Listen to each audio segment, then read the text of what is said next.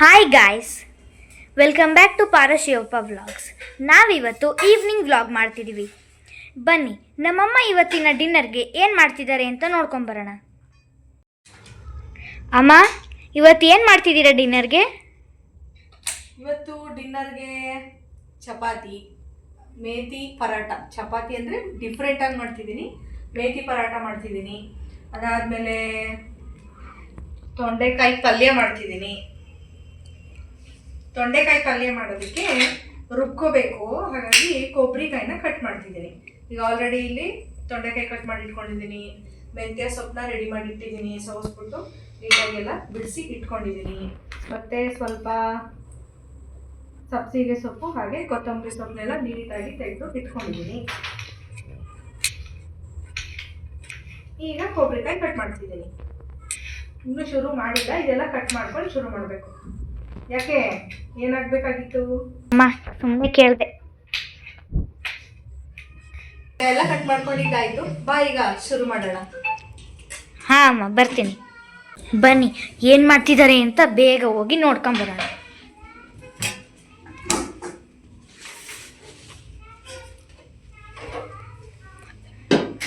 ಇವಾಗ ಏನೋ ಸಿದ್ಧತೆ ಮಾಡ್ಕೊತಾ ಇದ್ದಾರೆ. ಸಿದ್ಧತೆ ಏನಿಲ್ಲ, ಈಗ ಆನಿಯನ್ ಎಲ್ಲ ಕಟ್ ಮಾಡ್ಕೋಬೇಕು ಅಲ್ವಾ, ಹಂಗಾಗಿ ಬಂದೆ.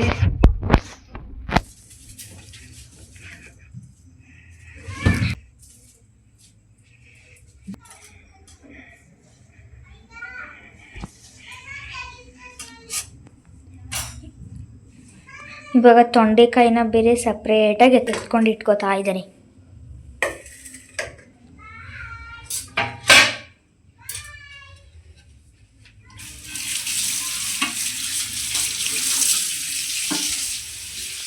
ನೋಡಿ ಗಾಯ್ಸ್, ಈ ಥರ ಇಟ್ಕೊಂಡಿದ್ದಾರೆ.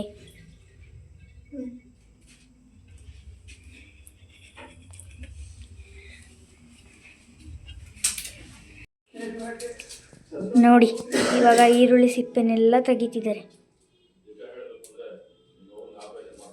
ನನಗಂತೂ ಏನು ಮಾಡ್ತಿದ್ದಾರೆ ಅಂತ ತುಂಬ ಕ್ಯೂರಿಯಾಸಿಟಿ. ಏನು ಕ್ಯೂರಿಯಾಸಿಟಿನೋ, ಮಾಡ್ತಾ ಇರೋದು ಚಪಾತಿ, ಅದಕ್ಕೆ ಸ್ವಲ್ಪ ಎಕ್ಸ್ಟ್ರಾ ಎಲ್ಲ ಆ್ಯಡ್ ಮಾಡ್ತಿರೋದ್ರಿಂದ ಸ್ಪೆಷಲಾಗಿ ಪರೋಟ ಅಂತ ಕರೆದೆ ಅಷ್ಟೇ. ಆದರೂ ಹೆಸರು ಕೇಳಿದಾಗ ತುಂಬ ಕ್ಯೂರಿಯಾಸಿಟಿ ಬರುತ್ತೆ. ಏನು ಕ್ಯೂರಿಯಾಸಿಟಿ?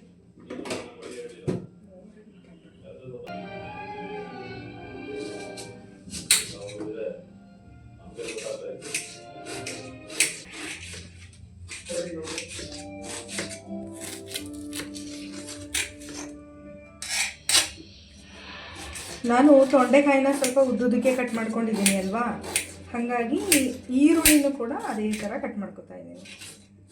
ಉದ್ದನೇ ಇರಬೇಕು ಸ್ವಲ್ಪ.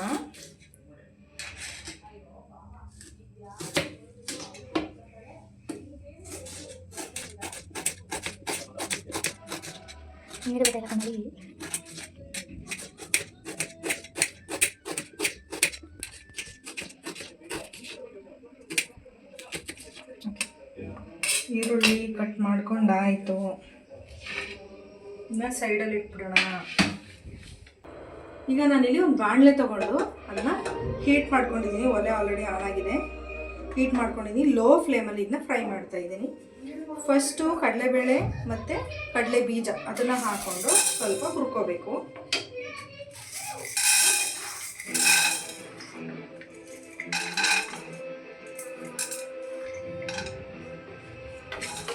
ಡ್ರೈ ಫ್ರೈ ಮಾಡ್ತಾ ಇದ್ದೀನಿ ನಾನಲ್ಲಿ.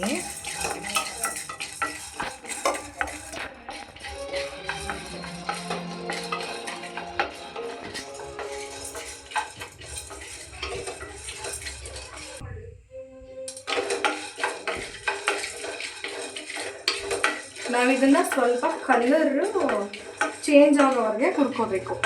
ಸ್ವಲ್ಪ ಫ್ರೈ ಆಗಬೇಕಿದು.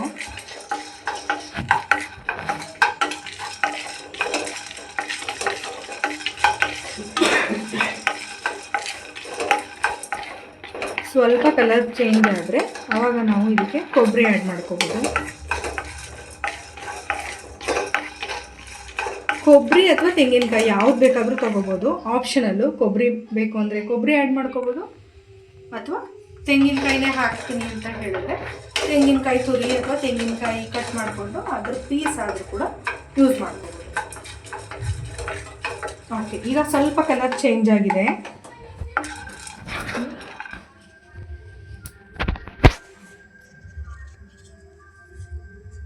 ಈಗ ನಾನು ಇದಕ್ಕೆ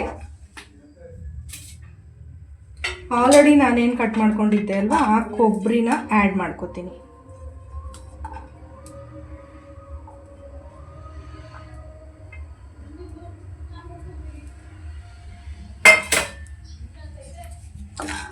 ಇದನ್ನು ಆ್ಯಡ್ ಮಾಡಿಕೊಂಡು ಫ್ರೈ ಮಾಡ್ಕೋಬೇಕು.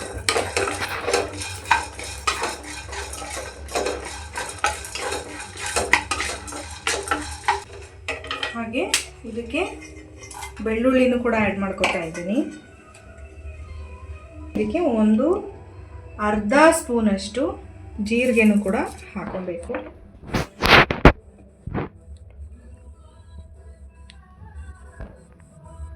ಇದ್ರ ಜೊತೆಗೆ ನಾನು ಒಂದು ನೆಲ್ಲಿಕಾಯಿನ ಕಟ್ ಮಾಡಿ ಇಟ್ಕೊಂಡಿದ್ದೀನಿ, ಅದನ್ನು ಕೂಡ ಆ್ಯಡ್ ಮಾಡ್ಕೊತೀನಿ. ನೀವು ಬೇಕು ಅಂದರೆ ಸ್ಕಿಪ್ ಮಾಡ್ಬೋದು ಅಥವಾ ಇದ್ರ ಬದಲಾಗಿ ಒಂದು ಸ್ವಲ್ಪ ಹುಣಸೆ ಹಣ್ಣು ಬೇಕಾದರೂ ಬಳಸ್ಬೋದು. ಆಪ್ಷನಲ್ ಅದು, ನೀವು ಬೇಕು ಅಂದರೆ ಯೂಸ್ ಮಾಡ್ಕೊಳ್ಳಿ, ಇಲ್ಲ ಅಂದರೆ ಇಲ್ಲ.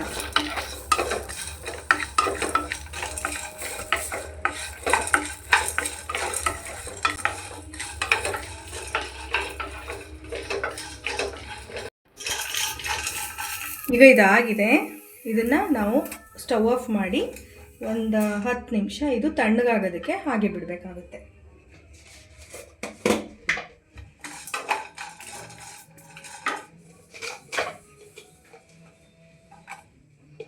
ನಾನು ಇದಕ್ಕೆ ಒಂದು 3 ಮೆಣಸಿನಕಾಯಿನೂ ಕೂಡ ಆ್ಯಡ್ ಮಾಡ್ತೀನಿ. ಒಣಮೆಣಸಿ ಹಣ್ಣು ಇದನ್ನು ಕೂಡ ಆ್ಯಡ್ ಮಾಡ್ತೀನಿ. ಇದನ್ನು ಫ್ರೈ ಮಾಡುವಾಗ ನಾನು ಯೂಸ್ ಮಾಡಿಲ್ಲ, ಯಾಕಂದರೆ ಸ್ವಲ್ಪ ಘಾಟ್ ಬರುತ್ತೆ ಅಂತ ಯೂಸ್ ಮಾಡಿಲ್ಲ. ಇದನ್ನು ಹಾಗೆ ಬಿಸಿನಲ್ಲಿ ಹಾಗೆ ಇಟ್ಟಿದ್ದೀನಿ. ಇದು ಆಲ್ರೆಡಿ ಒಣಗಿದೆ, ಬಿಸಿಲಲ್ಲಿ ಒಣಗಿಸಿರೋಂತಹ ಮೆಣಸಿನ್ಕಾಯಿ. ಹಾಗಾಗಿ ಒಣಮೆಣಸಿನ್ಕಾಯಿ ಗರಿಗರಿಯಾಗಿದೆ. ಹಾಗಾಗಿ ಜಸ್ಟ್ ಈ ಹೀಟ್ಗೆ ಹಾಗೆ ಇಡ್ತಾ ಇದ್ದೀನಿ. ಇದರಲ್ಲೇ ಅದು ಇನ್ನೂ ಗರಿ ಆಗುತ್ತೆ.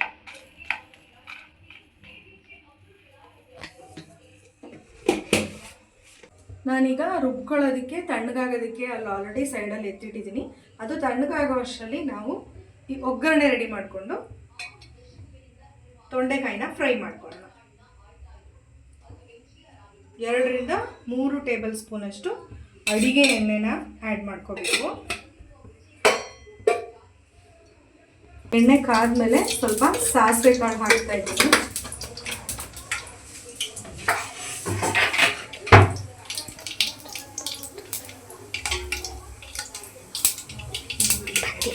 ಈ ಸಾಸಿವೆ ಸಿಡಿತಾ ಇದ್ದಂಗೆ ಅದಕ್ಕೆ ನಾನು ಕರಿಬೇವನ್ನ ಆ್ಯಡ್ ಮಾಡ್ತೀನಿ.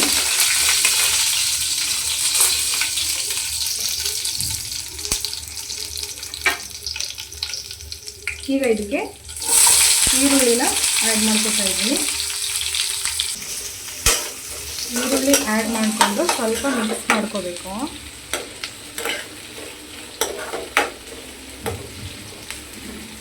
ಈಗ ನಾನು ಆಲ್ರೆಡಿ ಒಂದೇ ಒಂದು ಮೆಣಸಿನ್ಕಾಯಿ, ಹಸಿ ಮೆಣಸಿನ್ಕಾಯಿನ ಕಟ್ ಮಾಡಿ ಇಟ್ಕೊಂಡಿದ್ದೆ, ಅದನ್ನು ಕೂಡ ಇದರೊಳಗಡೆ ಸೇರಿಸ್ಕೊತೀನಿ.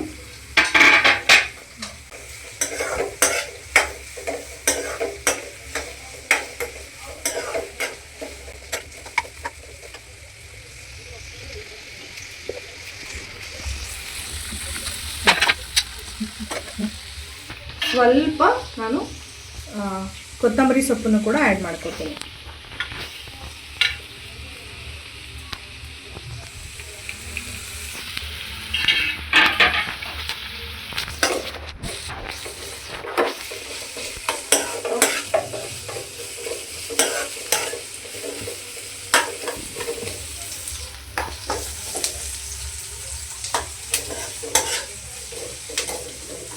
ಇದು ಸ್ವಲ್ಪ ಚೆನ್ನಾಗಿ ಫ್ರೈ ಆಗಬೇಕು, ಚೆನ್ನಾಗಿ ಫ್ರೈ ಆಗಬೇಕಾಗುತ್ತೆ.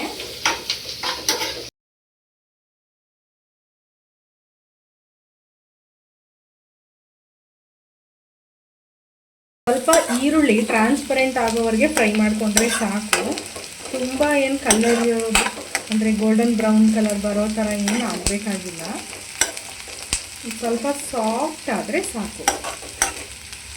ಈಗ ನಾನು ಇದಕ್ಕೆ ಆಲ್ರೆಡಿ ಏನು ಕಟ್ ಮಾಡಿ ಇಟ್ಕೊಂಡಿದ್ದೆ ತೊಂಡೆಕಾಯಿನ ನಾನು ಇದ್ರ ಜೊತೆ ಆ್ಯಡ್ ಮಾಡ್ಕೊತೀನಿ.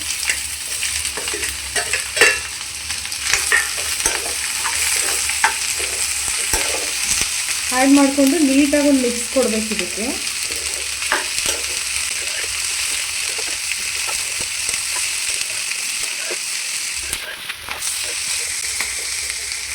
ಈ ತೊಂಡೆಕಾಯಿ ಒಗ್ಗರಣೆಲೇ ಬೇಯಬೇಕು. ಹಾಗಾಗಿ ಇದನ್ನು ಮಿಕ್ಸ್ ಮಾಡಾದಮೇಲೆ ಮುಚ್ಚಿಡ್ತೀನಿ. ಇದನ್ನು ಲಿಡ್ ಕ್ಲೋಸ್ ಮಾಡಿ ಸ್ವಲ್ಪ ಹೊತ್ತು ಬೇಯಿಸ್ಕೊಳ್ಳೋಣ. ಈಗ ಆಲ್ರೆಡಿ ಇದು ತಣ್ಣಗಾಗಿದೆ. ಏನು ತಣ್ಣಗಾಗಿದೆ ಅಲ್ವಾ, ಇದನ್ನು ನಾನು ಮಿಕ್ಸಿ ಜಾರ್ಗೆ ಆ್ಯಡ್ ಮಾಡ್ಕೊತೀನಿ.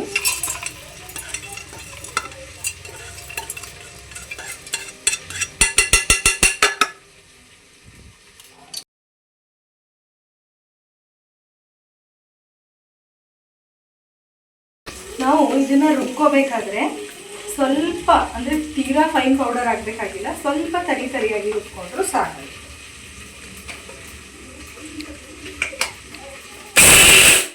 ಆಮೇಲೆ ಕಂಟಿನ್ಯೂಸ್ ಆಗಿ ಆನ್ ಮಾಡಿ ಇದನ್ನು ರುಬ್ಬಾರ್ದು. ಜಸ್ಟ್ ಆಫ್ ಆನ್ ಮಾಡಿಕೊಂಡು ಇದನ್ನು ಮಿಕ್ಸಿ ಮಾಡ್ಕೋಬೇಕು.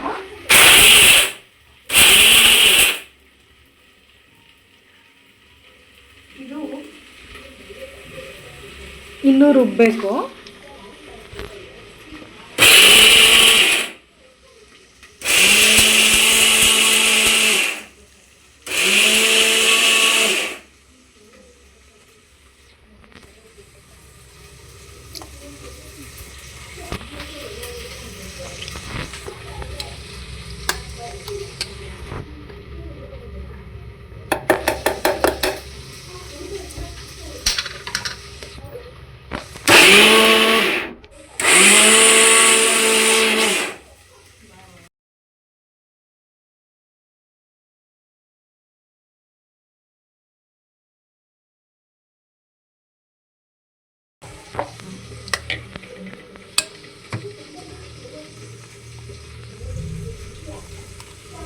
ನೋಡಿ ಇಷ್ಟು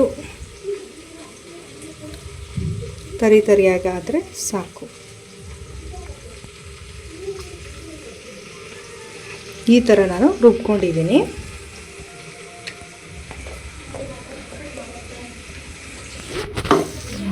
ಇದೇನಾಗಿದೆ ನೋಡೋಣ.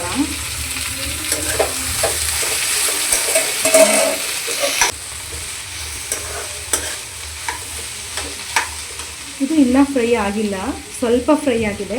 ಈಗ ಇದಕ್ಕೆ ಏನು ಮಾಡ್ತೀನಿ ಅಂತ ಹೇಳಿದ್ರೆ, ನಾನು ಪೌಡರ್ ಆ್ಯಡ್ ಮಾಡೋಕ್ಕಿಂತ ಮುಂಚೆ ಇದಕ್ಕೆ 1 ಸ್ಪೂನ್ ಖಾರದ ಪುಡಿ,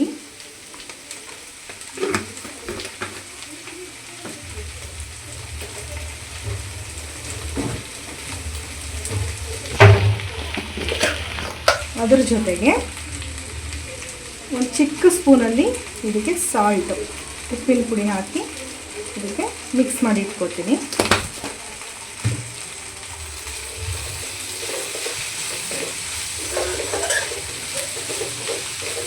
ನೀವು ಖಾರ ನೋಡಿಕೊಂಡು ಆ್ಯಡ್ ಮಾಡ್ಕೋಬೇಕಾಗುತ್ತೆ ನೀವು, ಯಾಕಂದರೆ ನಾವು ಆಲ್ರೆಡಿ ಇಲ್ಲಿ ಏನು ಪೌಡರ್ ಮಾಡ್ಕೊಂಡ್ವಿ ಅಲ್ವಾ, ಇದಕ್ಕೂ ಕೂಡ ನಾವು ಆಲ್ರೆಡಿ ಮೆಣಸಿನ್ಕಾಯಿ ಹಾಕಿದ್ದೀವಿ, ಒಗ್ಗರಣೆಗೂ ಕೂಡ ಹಾಕಿದ್ದೀವಿ. ಹಾಗಾಗಿ ಖಾರ ಜಾಸ್ತಿ ಆಗಬಾರ್ದು, ನೋಡಿಕೊಂಡು ಖಾರನ ಆ್ಯಡ್ ಮಾಡ್ಕೋಬೇಕು.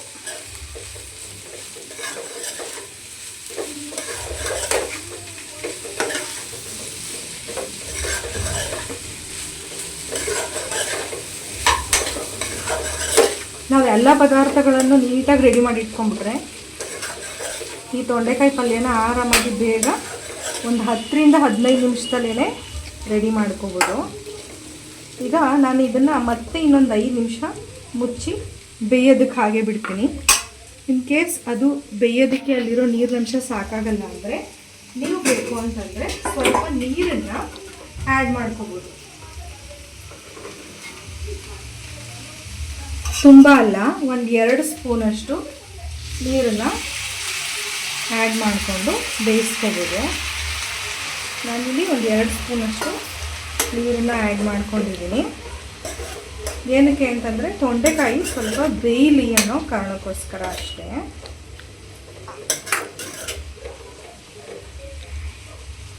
ಈಗ ಇದನ್ನು ಮುಚ್ಚಿಟ್ಟು ಮತ್ತೆ ಇನ್ನೊಂದು 5 ನಿಮಿಷ ಬೇಯೋದಕ್ಕೆ ಬಿಡ್ತೀನಿ. ಅಮ್ಮ 5 ನಿಮಿಷ ಆಯಿತಾ? ಬೆಂದಿದೆಯಾ? ಹಾಂ, 5 ನಿಮಿಷ ಆಯಿತು. 5 ನಿಮಿಷ ಆಯಿತು, ಈಗ ಬೆಂದಿದೆ. ಇದಕ್ಕೆ ನಾನು ಆಲ್ರೆಡಿ ಏನು ರುಬ್ಬಿಟ್ಕೊಂಡಿದ್ದೆ ಅಲ್ವಾ ಪೌಡರು, ಆ ಪೌಡರ್ನ ಆ್ಯಡ್ ಮಾಡ್ತಾಯಿದ್ದೀನಿ.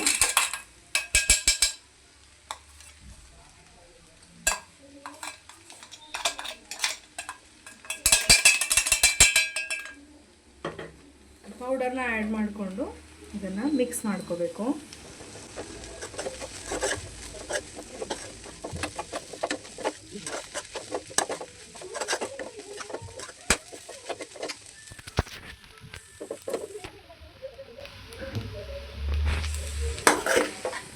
ಈಗ ಆ್ಯಕ್ಚುಲಿ ಹೋಟೆಲ್ ಸ್ಟೈಲಲ್ಲಿ ರುಚಿಕರವಾದಂತಹ ತೊಂಡೆಕಾಯಿ ಪಲ್ಯ ರೆಡಿ ಆಯಿತು. ಜಸ್ಟ್ ಮಿಕ್ಸ್ ಮಾಡಿ ಲಿಡ್ ಕ್ಲೋಸ್ ಮಾಡಿಬಿಟ್ಟು ಒಂದು 2 ನಿಮಿಷ ಹಾಗೆ ಬಿಡಬೇಕು. ಯಾಕಂತಂದರೆ ಮಸಾಲೆ ಹೊಂದ್ಕೋಬೇಕು ಅಲ್ವಾ, ಹಾಗಾಗಿ ಇದನ್ನು ಮಿಕ್ಸ್ ಮಾಡಿ ಲಿಡ್ ಕ್ಲೋಸ್ ಮಾಡಿ ಒಂದು 2 ನಿಮಿಷ ಹಾಗೆ ಬಿಡ್ತೀನಿ. 2 ನಿಮಿಷ ಹಾಗೆ ಬಿಟ್ಟರೆ ರೆಡಿ ಆಗುತ್ತೆ. ತೊಂಡೆಕಾಯಿ ಪಲ್ಯ ರೆಡಿಯಾಗಿದೆ.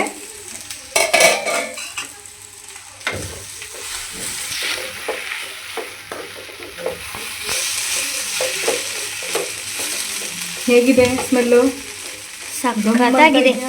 ನೋಡೋಕ್ಕೆ ಹೇಗಿದೆ? ನೋಡೋಕ್ಕೂ ಚೆನ್ನಾಗಿದೆ, ತಿನ್ನೋಕ್ಕೂ ಚೆನ್ನಾಗಿರ್ಬೋದೇನೋ. ಚೆನ್ನಾಗಿರಬಹುದಾ? ಅಲ್ಲ, ತುಂಬಾ ಚೆನ್ನಾಗಿರುತ್ತೆ. ಪರೋಟ ಆದಮೇಲೆ ತಿನ್ನೋದು, ಓಕೆನಾ? ಬೇಗ ಮಾಡಿ ಅಂತ. ಸಖತ್ತಾಗಿದೆ ಇದ್ರ ಪರಿಮಳ ಅಂತೂ. ಈಗ ಇದು ರೆಡಿಯಾಗಿದೆ. ಇದನ್ನು ನಾನು ಪಕ್ಕಕ್ಕೆ ಇಟ್ಟು ಇದೇ ಒಲೆ ಮೇಲೆ ಮತ್ತೊಂದು ಪ್ಯಾನ್ ಇಡ್ತಾ ಇದ್ದೀನಿ. ಈಗ ಪರೋಟ ಮಾಡಬೇಕು ಅಲ್ವಾ, ಹಾಗಾಗಿ ಈಗ ಇದನ್ನು ಬಿಸಿ ಆಗಕ್ಕೆ ಇಟ್ಟಿದ್ದೀನಿ. ಈಗ ಪ್ಯಾನು ಹೀಟ್ ಆದಮೇಲೆ ಇದಕ್ಕೆ ನಾನು 1 ಸ್ಪೂನು ಆಯಿಲ್ ಹಾಕೋತಾ ಇದ್ದೀನಿ.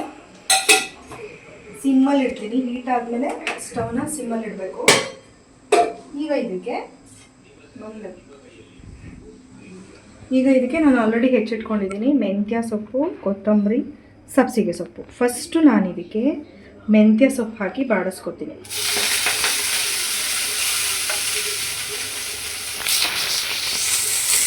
ಏನಕ್ಕೆ ಇರ್ಬೋದು ಗುಣ ಇದು? ಚಪಾತಿಗೆ ಏನಾದ್ರು ಹಾಕ್ತೀರಾ? ಹೌದು, ಹಿಂಗೆ ಕರೆಕ್ಟಾಗೆ ಗೆಸ್ ಮಾಡಿದ್ದೀನಿ. ಸಬ್ಸಿಗೆ ಸೊಪ್ಪು, ಕೊತ್ತಂಬರಿ ಸೊಪ್ಪು ಎಲ್ಲನೂ ಕೂಡ ಆ್ಯಡ್ ಮಾಡ್ಕೊತೀನಿ.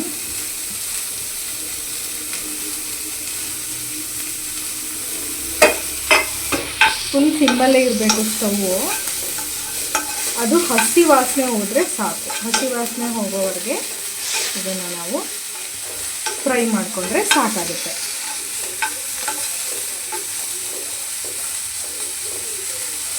ಒಂದು ನಿಮಿಷನೂ ಆಗಲ್ಲ. ಹೀಗಾಗಿದೆ, ಸ್ಟವ್ ಆಫ್ ಮಾಡ್ತೀನಿ. ಸೈಡಲ್ಲಿ ಇಡೋಣ. ಇದು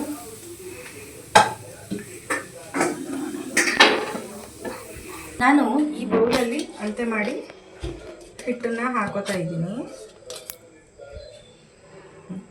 1 ಬೌಲಷ್ಟು,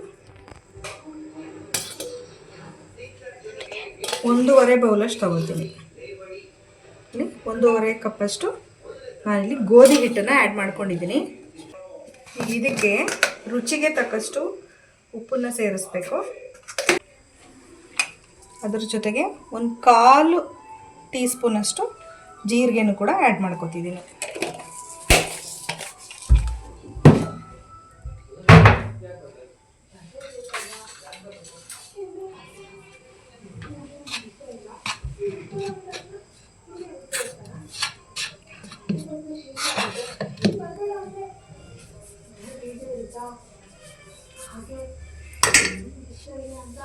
ಇದನ್ನು ಹಾಗೆ ಫಸ್ಟು ಎಲ್ಲ ಚೆನ್ನಾಗಿ ಮಿಕ್ಸ್ ಆಗೋವರೆಗೆ ಕೈಯಲ್ಲೇ ಮಿಕ್ಸ್ ಮಾಡ್ಕೋಬೇಕು.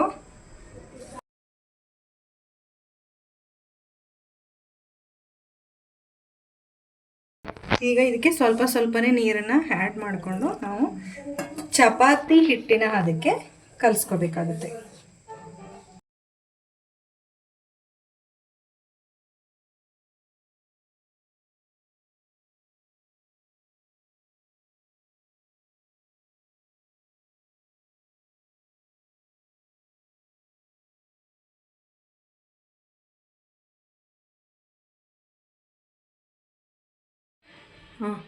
ಈಗ ಇದಕ್ಕೆ ಸ್ವಲ್ಪ ಎಣ್ಣೆ ಹಾಕಿ ನಾದ್ಕೊಬೇಕು.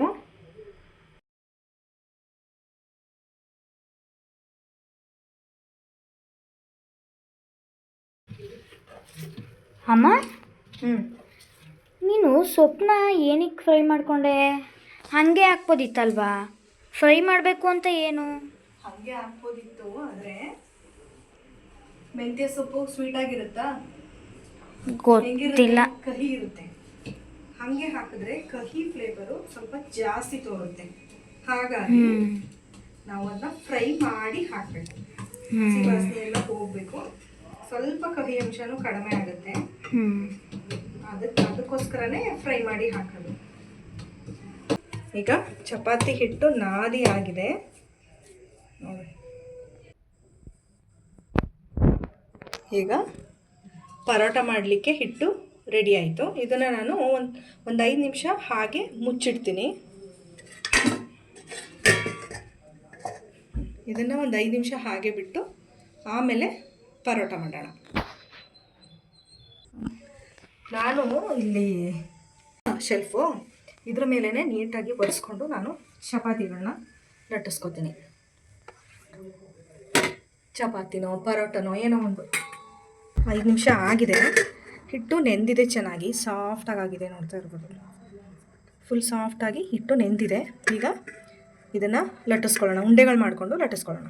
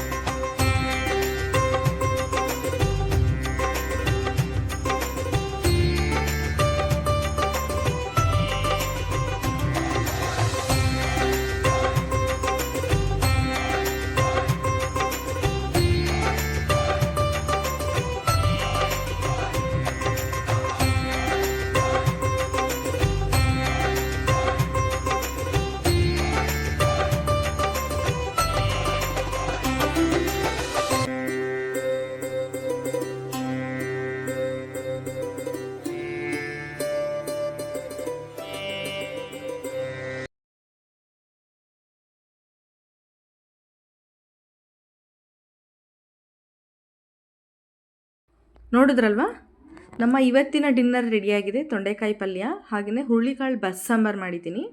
ಅದರ ಜೊತೆಗೆ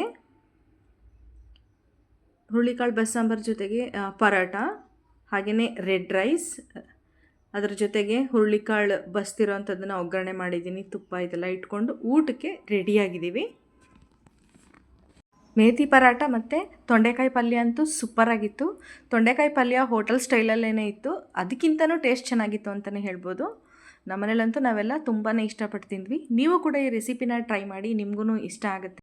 ಟ್ರೈ ಮಾಡಿ, ಹಾಗೆಯೇ ರೆಸಿಪಿ ಹೇಗೆ ಬಂತು ಅನ್ನೋದನ್ನು ಕಮೆಂಟ್ ಮಾಡಿ.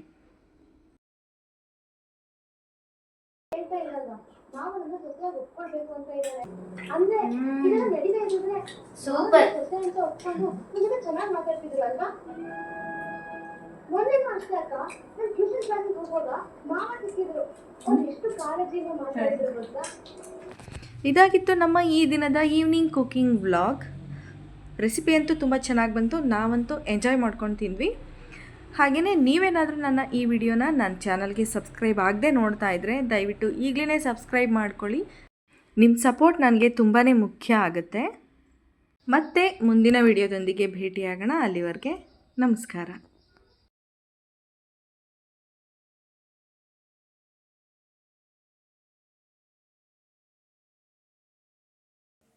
ಈ ವಿಡಿಯೋ ಇಷ್ಟ ಆಗಿದೆ ಅಲ್ವಾ? ಹಾಗಾದರೆ ತಡ ಯಾಕೆ? ಲೈಕ್ ಮಾಡಿ, ಸಬ್ಸ್ಕ್ರೈಬ್ ಮಾಡಿ, ಶೇರ್ ಮಾಡಿ, ಬೆಲ್ ಬಟನ್ ಕ್ಲಿಕ್ ಮಾಡಿ, ಆಲ್ ನೋಟಿಫಿಕೇಷನ್ ಆಪ್ಷನ್ ಸೆಲೆಕ್ಟ್ ಮಾಡಿ.